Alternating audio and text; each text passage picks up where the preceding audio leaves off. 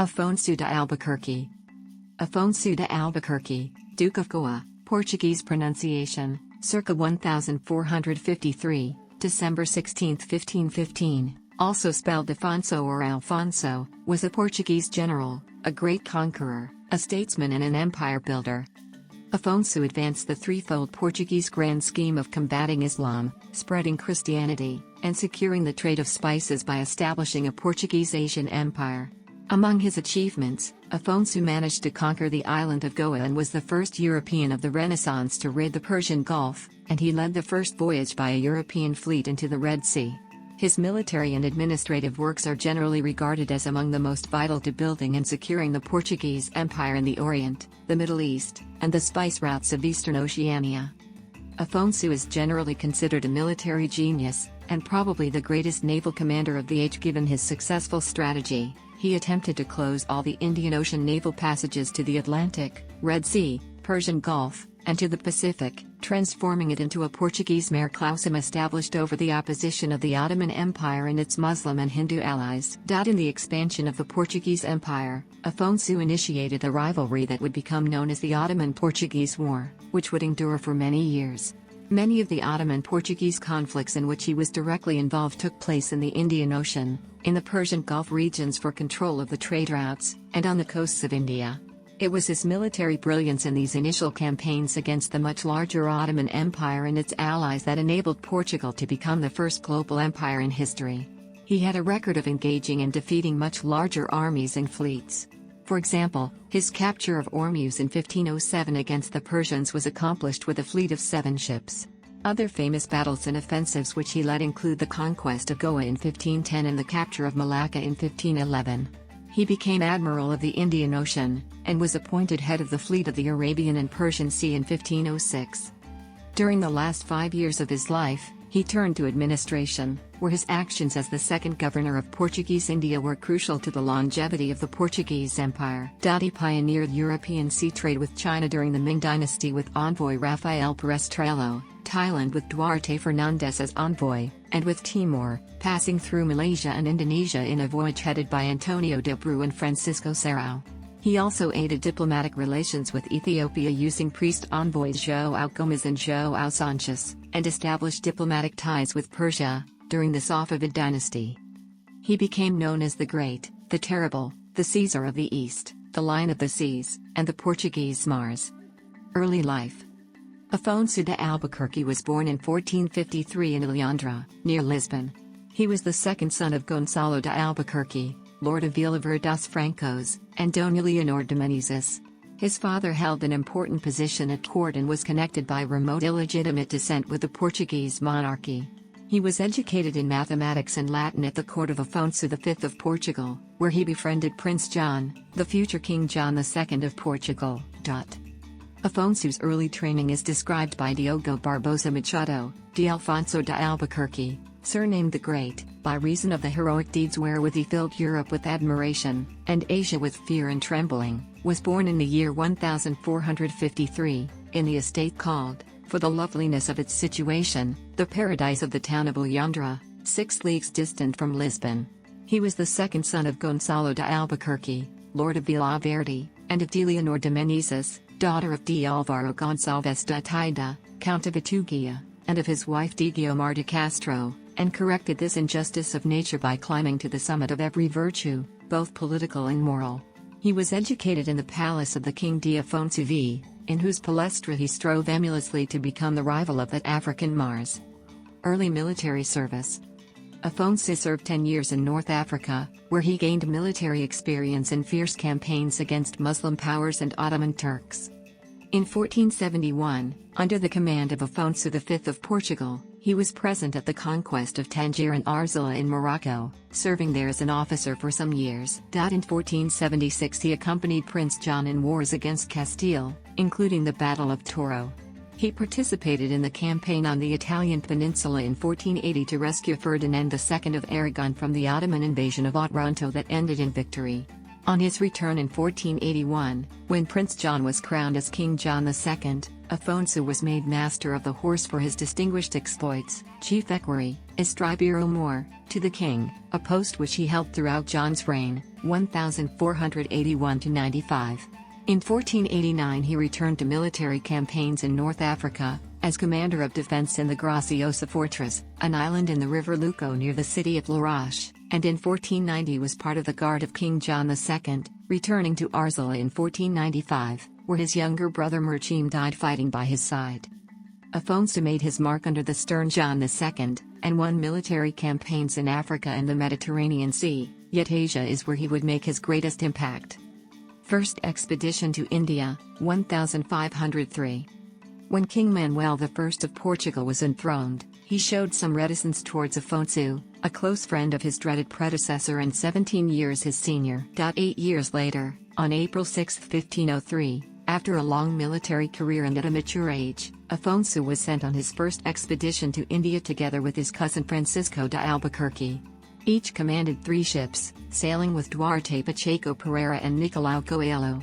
They engaged in several battles against the forces of the Zamorin of Calicut, Kozhikode, and succeeded in establishing the king of Kohin, Kochi, securely on his throne.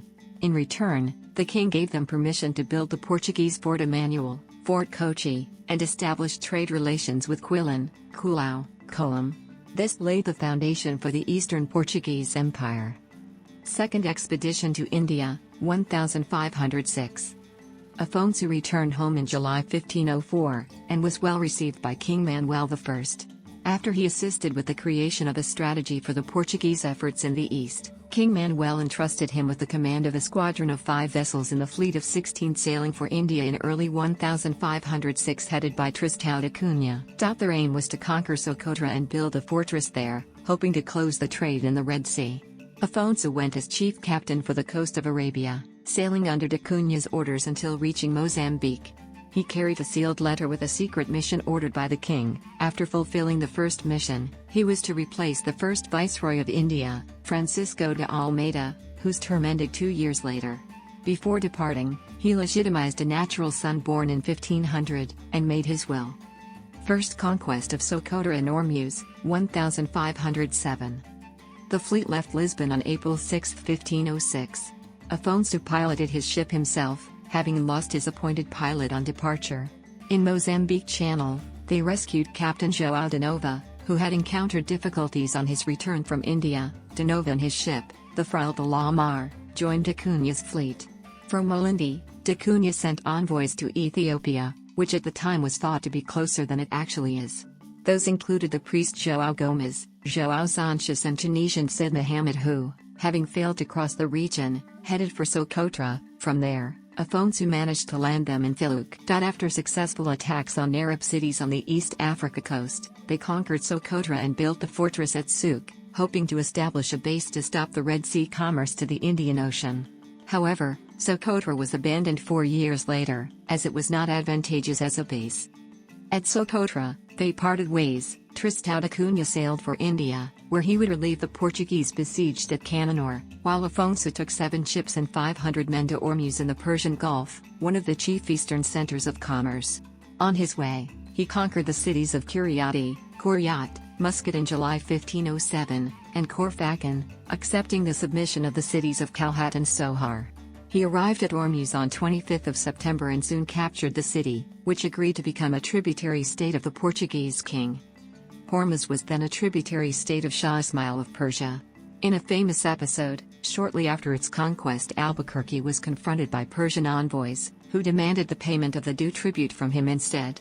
He ordered them to be given a stock of cannonballs, arrows and weapons, retorting that such was the currency struck in Portugal to pay the tribute demanded from the dominions of King Manuel. According to Bras de Albuquerque, it was Shah Ismail who coined the term Lion of the Seas, addressing Albuquerque as such. Afonso began building the Fort of Our Lady of Victory, later renamed Fort of Our Lady of the Conception, engaging his men of all ranks in the work. However, some of his officers revolted against the heavy work and climate and, claiming that Afonso was exceeding his orders, departed for India. With the fleet reduced to 2 ships and left without supplies, he was unable to maintain this position for long. Forced to abandon Ormuz in January 1508, he raided coastal villages to resupply the settlement of Socotra, returned to Ormuz, and then headed to India. Arrest at Cananore, 1509. Afonso arrived at Cananore on the Malabar coast in December 1508, where he opened before the viceroy, Dom Francisco de Almeida, the sealed letter which he had received from the king, and which named his governor to succeed Almeida. The viceroy, supported by the officers who had abandoned Afonso at Ormuz, had a matching royal order, but declined to yield, protesting that his term ended only in January and stating his intention to avenge his son's death by fighting the Maluku fleet of Miras M, refusing Afonso's offer to fight him himself. Afonso avoided confrontation, which could have led to civil war, and moved to Kochi, India, to await further instruction from the king, maintaining his entourage himself. He was described by Fernão Lopes de Castanheira as patiently enduring open opposition from the group that had gathered around Almeida, with whom he kept formal contact. Increasingly isolated, he wrote to Diogo Lopes de Sequeira, who arrived in India with a new fleet, but was ignored as Sequeira joined the viceroy. At the same time, Afonso refused approaches from opponents of the viceroy, who encouraged him to seize power. On February 3, 1509, Almeida fought the naval battle of Deu against a joint fleet of Mamluks, Ottomans, the Zamorin of Calicut, and the Sultan of Gujarat, regarding it as personal revenge for the death of his son. His victory was decisive. The Ottomans and Mamluks abandoned the Indian Ocean, easing the way for Portuguese rule there for the next century. In August, after a petition from Afonso's former officers with the support of Diogo Lopes de Sequeira claiming him unfit for governance, Afonso was sent in custody to St. Angelo Fort in Cananore. There he remained under what he considered to be imprisonment. In September 1509, Sequeira tried to establish contact with the Sultan of Malacca but failed, leaving behind 19 Portuguese prisoners. Governor of Portuguese India, 1509 to 1515. Afonso was released after 3 months' confinement, on the arrival at Cananore of the Marshal of Portugal with a large fleet.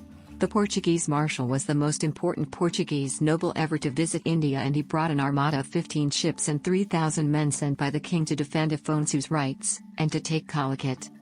On November 4, 1509, Afonso became the second governor of the state of India, a position he would hold until his death. Almeida having returned home in 1510, Afonso speedily showed the energy and determination of his character.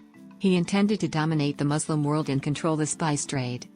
Initially, King Manuel I and his council in Lisbon tried to distribute the power, outlining 3 areas of jurisdiction in the Indian Ocean. In 1509, the nobleman Diogo Lopes de Sequeira was sent with a fleet to Southeast Asia, to seek an agreement with Sultan Mahmud Shah of Malacca, but failed and returned to Portugal. De Jorge de Aguiar was given the region between the Cape of Good Hope and Gujarat. He was succeeded by Duarte de Lemos, but left for Cochin and then for Portugal, leaving his fleet to Afonso. Conquest of Goa, 1510. In January 1510, obeying the orders from the king and aware of the absence of Zamorin, Afonso advanced on Calicut. The attack was unsuccessful, as Marshal Fernando Coutinho ventured into the inner city against instructions, fascinated by its richness, and was ambushed. During the rescue, Afonso was shot in the chest and had to retreat, barely escaping with his life. Coutinho was killed during the escape. Soon after the failed attack, Afonso assembled a fleet of 23 ships and 1,200 men. Contemporary reports state that he wanted to fight the Egyptian Mamluk Sultanate fleet in the Red Sea or return to Hormuz. However, he had been informed by Timoji, a privateer in the service of the Hindu Vijayanagara Empire, that it would be easier to fight them in Goa, where they had sheltered after the Battle of Deu, and also of the illness of the Sultan Yusuf Adil Shah, and war between the Deccan Sultanates. So he relied on surprise in the capture of Goa from the Sultanate of Bijapur. He thus completed another mission, for Portugal wanted not to be seen as an eternal guest of Kochi and had been coveting Goa as the best trading port in the region. A first assault took place in Goa from 4 March to May 20, 1510. After initial occupation, feeling unable to hold the city given the poor condition of its fortifications, the cooling of Hindu residents' support and insubordination among his ranks following an attack by Ismail Adil Shah, Afonso refused a truce offered by the Sultan and abandoned the city in August. His fleet was scattered, and a palace revolt in Kochi hindered his recovery, so he headed to Fort Anhediva. New ships arrived from Portugal, which were intended for the nobleman Diogo Mendes de Vasconcelos at Malacca, who had been given a rival command of the region. 3 months later, on 25 November, Afonso reappeared at Goa with a renovated fleet. Diogo Mendes de Vasconcelos was compelled to accompany him with the reinforcements for Malacca and about 300 Malabari reinforcements from Cananor. In less than a day, they took Goa from Ismail Adil Shah and his Ottoman allies, who surrendered on 10 December. It is estimated that 6,000 of the 9,000 Muslim defenders of the city died, either in the fierce battle in the streets or by drowning while trying to escape. Afonso regained the support of the Hindu population, although he frustrated the initial expectations of Damoji, who aspired to become governor. Afonso rewarded him by appointing him chief alguazil of the city, an administrator and representative of the Hindu and Muslim people, as a knowledgeable interpreter of the local customs. He then made an agreement to lower the yearly tribute. In Goa, Afonso established the first Portuguese mint in the east, after Damoji's merchants had complained of the scarcity of currency, taking it as an opportunity to solidify the territorial conquest. The new coin, based on the existing local coins, showed a cross on the obverse and an armillary sphere, or a sfera, King Manuel's badge, on the reverse. Gold cruzados or manuais, silver esferas and alpha sferas, and bronze leis were issued. Another mint was established at Malacca in 1511. Albuquerque founded at Goa the Hospital Real de Goa or Royal Hospital of Goa, by the Church of Santa Catarina. Upon hearing that the doctors were extorting the sickly with excessive fees, Albuquerque summoned them, declaring that you charge a physician's pay and don't know what disease the men who serve our Lord the King suffer from. Thus, I want to teach you what is it that they die from and put them to work building the city walls all day till nightfall before releasing them. Despite constant attacks, Goa became the center of Portuguese India, with the conquest triggering the compliance of neighboring kingdoms. The Sultan of Gujarat and the Zamorin of Calicut sent embassies, offering alliances and local grants to fortify. Afonso then used Goa to secure the spice trade in favor of Portugal and sell Persian horses to Vijayanagara and Hindu princes in return for their assistance. Conquest of Malacca, 1511. Afonso explained to his armies why the Portuguese wanted to capture Malacca. In February 1511, through a friendly Hindu merchant, Nina Chatu, Afonso received a letter from Rui de Araújo, one of the 19 Portuguese held at Malacca since 1509. It urged moving forward with the largest possible fleet to demand their release, and gave details of the fortifications. Afonso showed it to Diogo Mendes de Vasconcelos, as an argument to advance in a joint fleet. In April 1511, after fortifying Goa, he gathered a force of about 900 Portuguese, 200 Hindu mercenaries and about 18 ships. He then sailed to Malacca against orders and despite the protest of Diogo Mendes, who claimed command of the expedition. Afonso eventually centralized the Portuguese government in the Indian Ocean. After the Malaccan conquest, he wrote a letter to the king to explain his disagreement with Diogo Mendes, suggesting that further divisions could be harmful to the Portuguese in India. Under his command was Ferdinand Magellan, who had participated in the failed embassy of Diogo Lopes de Sequeira in 1509. After a false start towards the Red Sea, they sailed to the Strait of Malacca. It was the richest city that the Portuguese tried to take, and a focal point in the trade network where Malay traders met Gujarati, Chinese, Japanese, Javanese, Bengali, Persian, and Arabic, among others, described by Timay Piris as of invaluable richness. Despite its wealth, it was mostly a wooden-built city, with few masonry buildings but was defended by a mercenary force estimated at 20,000 men and more than 2,000 pieces of artillery. Its greatest weakness was the unpopularity of the government of Sultan Mahmud Shah, who favored Muslims, arousing dissatisfaction amongst other merchants. Afonso made a bold approach to the city, his ships decorated with banners, firing cannon volleys. He declared himself lord of all the navigation, demanded the Sultan release the prisoners and pay for damages, and demanded consent to build a fortified trading post. The Sultan eventually freed the prisoners, but was unimpressed by the small Portuguese contingent. Afonso then burned some ships at the port and 4 coastal buildings as a demonstration. The city being divided by the Malacca River, the connecting bridge was a strategic point, so at dawn on 25 July the Portuguese landed and fought a tough battle, facing poison arrows, taking the bridge in the evening. After fruitlessly waiting for the Sultan's reaction, they returned to the ships and prepared a junk, offered by Chinese merchants, filling it with men, artillery and sandbags. Commanded by Antonio da Bru, it sailed upriver at high tide to the bridge. The day after, all had landed. After a fierce fight during which the Sultan appeared with an army of war elephants, the defenders were dispersed and the Sultan fled. Afonso waited for the reaction of the Sultan. Merchants approached, asking for Portuguese protection. They were given banners to mark their premises, a sign that they would not be looted. On 15 August, the Portuguese attacked again, but the Sultan had fled the city. Under strict orders, they looted the city, but respected the banners. Afonso prepared Malacca's defenses against a Malay counterattack, building a fortress, assigning his men to shifts and using stones from the mosque and the cemetery. Despite the delays caused by heat and malaria, it was completed in November 1511, its surviving door now known as a famosa, the famous. It was possibly then that Afonso had a large stone engraved with the names of the participants in the conquest. To quell disagreements over the order of the names, he had it set facing the wall, with a single inscription Lapidem came reprobavor untidificantes, Latin for the stone the builders rejected, from David's prophecy, Psalm 118:22-23, on the front. He settled the Portuguese administration, reappointing Rui de Araújo as factor, a post assigned before his 1509 arrest, and appointing rich merchant Nina Chatu to replace the previous Bendahara, representative of the Kaffir people and advisor. Besides assisting in the governance of the city and first Portuguese coinage, he provided the junks for several diplomatic missions. Meanwhile, Afonso arrested and had executed the powerful Javanese merchant Utimudi Raja who, after being appointed to a position in the Portuguese administration as representative of the Javanese population, had maintained contacts with the exiled royal family. Afonso arranged for the shipping of many orfas del rey to Portuguese Malacca. Shipwreck on the Flor de la Mar, 1511. On November 20, 1511, Afonso sailed from Malacca to the coast of Malabar on the old Flor de la Mar carrack that had served to support the conquest of Malacca. Despite its unsound condition, he used it to transport the treasure amassed in the conquest, given its large capacity. He wanted to give the court of King Manuel a show of Malaccan treasures. There were also the offers from the Kingdom of Siam, Thailand, to the King of Portugal and all his own fortune. On the voyage the Flor de la Mar was wrecked in a storm, and Afonso barely escaped drowning. Missions from Malacca.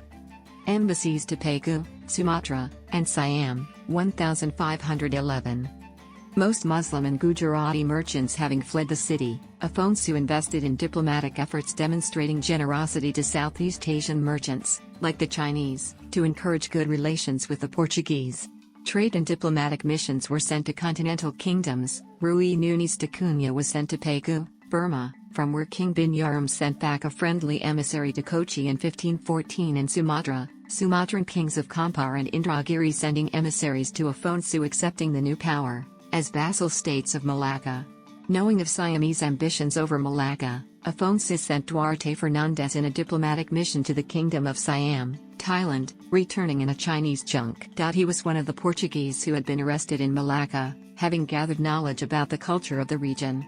There he was the first European to arrive, establishing amicable relations between the Kingdom of Portugal and the court of the King of Siam Ramadabadi II, returning with a Siamese envoy bearing gifts and letters to Afonso and the King of Portugal. Expedition to the Spice Islands, Maluku Islands, 1512. In November, after having secured Malacca and learning the location of the then-secret Spice Islands, Afonso sent 3 ships to find them, led by trusted Antonio de Bru with Deputy Commander Francisco Serrao. Malay sailors were recruited to guide them through Java, the Lesser Sunda Islands and the Ambon Island to Banda Islands, where they arrived in early 1512. There they remained for a month, buying and filling their ships with nutmeg and cloves. Antonio de Bru then sailed to Amboina whilst Serrao sailed towards the Moluccas, but he was shipwrecked near Saram. Sultan Abu Lais of Ternate heard of their stranding, and, seeing a chance to ally himself with a powerful foreign nation, brought them to Ternate in 1512 where they were permitted to build a fort on the island, the Forte de São João ao Batista de Ternate, built in 1522. China expeditions, 1513. In early 1513, Jorge Alvarez, sailing on a mission under Afonso's orders, was allowed to land in Linton Island, on the Pearl River Delta in southern China. Soon after, Afonso sent Rafael Perestrello to southern China, seeking trade relations with the Ming dynasty. In ships from Portuguese Malacca, Rafael sailed to Canton, Guangzhou, in 1513, and again from 1515 to 1516 to trade with Chinese merchants. These ventures, along with those of Tomé Pires and Fernão Pires de Andrade, were the first direct European diplomatic and commercial ties with China. However, after the death of the Chinese Sengd Emperor on April 19, 1521, conservative factions at court seeking to limit eunuch influence rejected the new Portuguese embassy, fought sea battles with the Portuguese around Twinmoon, and Tomé was forced to write letters to Malacca stating that he and other ambassadors would not be released from prison in China until the Portuguese relinquished their control of Malacca and returned it to the deposed Sultan of Malacca, who was previously a Ming tributary vassal. Nonetheless, Portuguese relations with China became normalized again by the 1540s, and in 1557 a permanent Portuguese base at Macau in southern China was established with consent from the Ming court. Return to Cochin in Goa. Afonso returned from Malacca to Cochin, but could not sail to Goa as it faced a serious revolt headed by the forces of Ismail Adil Shah, the Sultan of Bijapur, commanded by Rasul Khan and his countrymen. During Afonso's absence from Malacca, Portuguese who opposed the taking of Goa had waived its possession, even writing to the king that it would be best to let it go. Held up by the monsoon and with few forces available, Afonso had to wait for the arrival of reinforcement fleets headed by his nephew D. Garcia de Noronha and Jorge de Melo Pereira. While at Cochin, Albuquerque started a school. In a private letter to King Manuel I, he states that he had found a chest full of books with which to teach the children of married Portuguese settlers, casados, and Christian converts to read and write, which, according to Albuquerque, there were about 100 in his time, all very sharp and easily learn what they are taught. On September 10, 1512, Afonso sailed from Cochin to Goa with 14 ships carrying 1,700 soldiers. Determined to recapture the fortress, he ordered trenches dug and a wall breached. But on the day of the planned final assault, Rasul Khan surrendered. Afonso demanded the fort be handed over with its artillery, ammunition and horses, and the deserters to be given up. Some had joined Rasul Khan when the Portuguese were forced to flee Goa in May 1510, others during the recent siege. Rasul Khan consented, on condition that their lives be spared. Afonso agreed and he left Goa. He did spare the lives of the deserters, but had them horribly mutilated. One such renegade was Fernão Lopes, bound for Portugal in custody, who escaped at the island of St. Helena and led a Robinson Crusoe life for many years. After such measures the town became the most prosperous Portuguese settlement in India. Campaign in the Red Sea, 1513. In December 1512 an envoy from Ethiopia arrived at Goa. Mateus was sent by the regent Queen Eleni, following the arrival of the Portuguese from Socotra in 1507, as an ambassador for the King of Portugal in search of a coalition to help face growing Muslim influence. He was received in Goa with great honor by Afonso, as a long-sought Prester John envoy. His arrival was announced by King Manuel to Pope Leo X in 1513. Although Mateus faced the distrust of Afonso's rivals, who tried to prove he was some impostor or Muslim spy, Afonso sent him to Portugal. The king is described as having wept with joy at their report. In February 1513, while Mateus was in Portugal, Afonso sailed to the Red Sea with a force of about 1,000 Portuguese and 400 Malabaris. He was under orders to secure that channel for Portugal.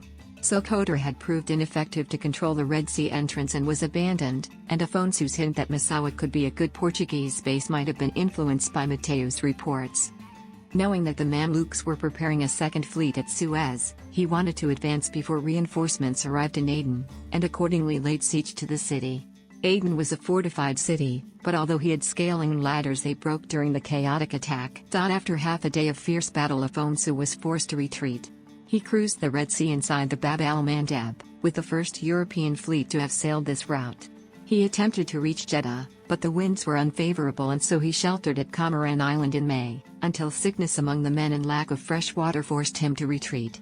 In August 1513, after a second attempt to reach Aden, he returned to India with no substantial results.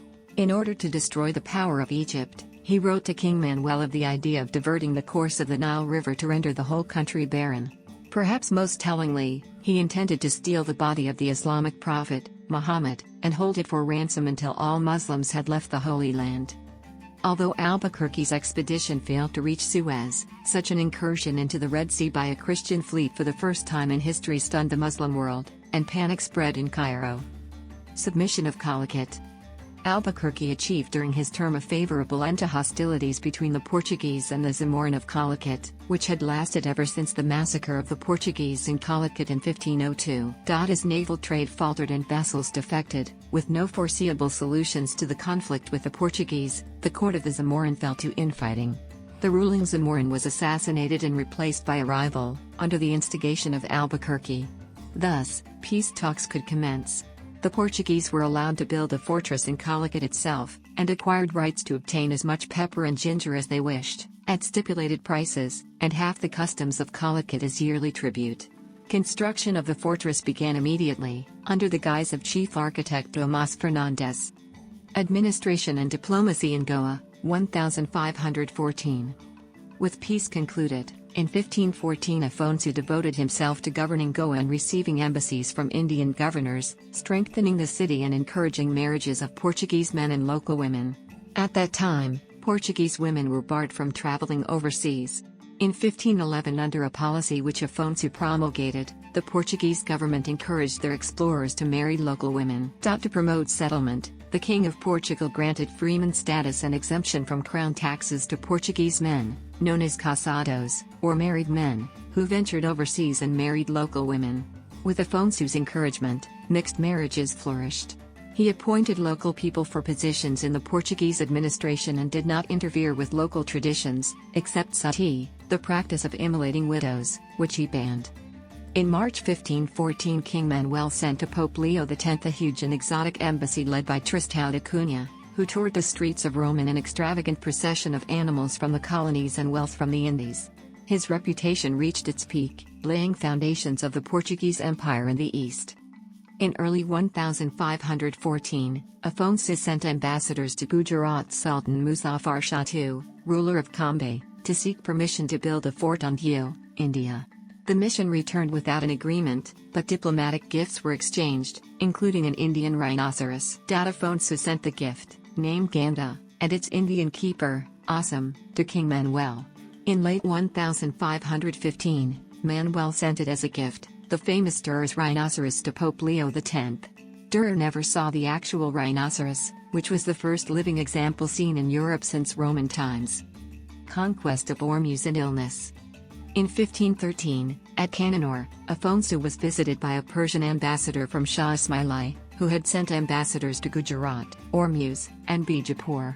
The Shah's ambassador to Bijapur invited Afonso to send back an envoy to Persia. Miguel Ferreira was sent via Ormuz to Tabriz, where he had several interviews with the Shah about common goals on defeating the Mamluk Sultan. At the same time, Albuquerque decided to conclude the effective conquest of Hormuz. He had learned that after the Portuguese retreat in 1507, a young king was reigning under the influence of a powerful Persian vizier, Rais Hamed, whom the king greatly feared. At Hormuz in March 1515, Afonso met the king and asked the vizier to be present. He then had him immediately stabbed and killed by his entourage, thus freeing the dominated king, so the island in the Persian Gulf yielded to him without resistance and remained a vassal state of the Portuguese Empire. Hormuz itself would not be Persian territory for another century, until a British-Persian alliance finally expelled the Portuguese in 1622. At Hormuz, Afonso met with Miguel Ferreira, returning with rich presents and an ambassador, carrying a letter from the Persian potentate Shah Ismail, inviting Afonso to become a leading lord in Persia. There he remained, engaging in diplomatic efforts, receiving envoys and overseeing the construction of the new fortress, while becoming increasingly ill. His illness was reported as early as September 1515. In November 1515, he embarked back to Goa, a journey he would not live to complete. Death. Afonso's life ended on a bitter note, with a painful and ignominious close. At this time, his political enemies at the Portuguese court were planning his downfall. They had lost no opportunity in stirring up the jealousy of King Manuel against him, insinuating that Afonso intended to usurp power in Portuguese India. While on his return voyage from Ormuz in the Persian Gulf, near the harbor of Chal, he received news of a Portuguese fleet arriving from Europe, bearing dispatches announcing that he was to be replaced by his personal foe, Lopo Soares de Albuquerque. Realizing the plot that his enemies had moved against him, Profoundly disillusioned, he voiced his bitterness. "Grave must be my sins before the king, for I am in ill favor with the king for love of the men, and with the men for love of the king." Feeling himself near death, he donned the surcoat of the Order of Santiago, of which he was a knight, and drew up his will, appointed the captain and senior officials of Ormuz, and organized a final council with his captains to decide the main matters affecting the Portuguese state of India. He wrote a brief letter to King Manuel, asking him to confer onto his natural son all of the high honors and rewards that were justly due to Afonso.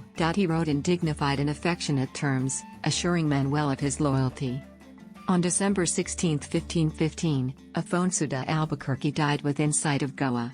As his death was known, in the city great wailing arose, and many took to the streets to witness his body carried on a chair by his main captains, in a procession lit by torches amidst the crowd.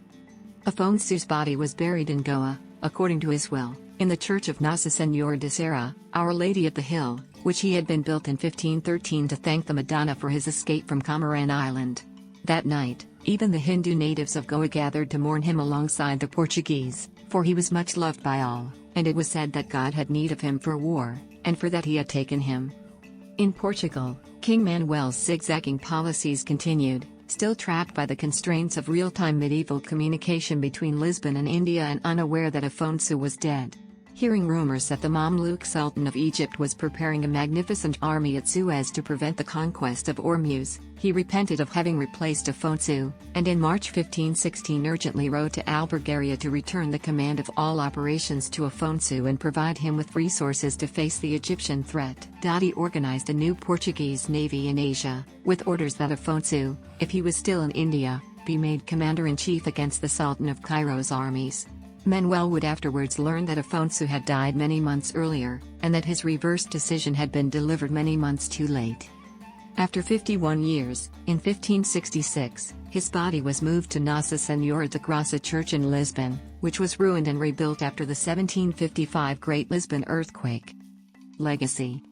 King Manuel I of Portugal was belatedly convinced of Afonso's loyalty, and endeavored to atone for his lack of confidence in Afonso by heaping honors upon his son, Braz de Albuquerque, 1500 to 1580, whom he renamed Afonso in memory of the father. Afonso de Albuquerque was a prolific writer, having sent numerous letters to the king during his governorship, covering topics from minor issues to major strategies. In 1557 his son published a collection of his letters under the title Comentarios do Grande Afonso de Albuquerque, a clear reference to Caesar's commentaries, which he reviewed and republished in 1576. There Afonso was described as a man of middle stature, with a long face, fresh complexion, the nose somewhat large. He was a prudent man, and a Latin scholar, and spoke in elegant phrases. His conversation and writings showed his excellent education. He was of ready words, very authoritative in his commands, very circumspect in his dealings with the Moors, and greatly feared yet greatly loved by all, a quality rarely found united in one captain.